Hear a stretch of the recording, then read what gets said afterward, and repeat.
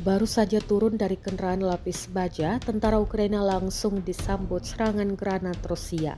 Granat dijatuhkan dari drone serang dan tepat mengenai sejumlah tentara yang baru menginjakkan kakinya di tanah. Rekamannya diunggah di Telegram pada Jumat 7 Februari 2025.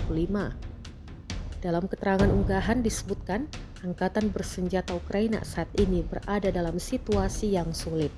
Selama upaya pendaratan pasukan, operator pengawal ke-106 Rusia terus menghancurkan tenaga Ukraina.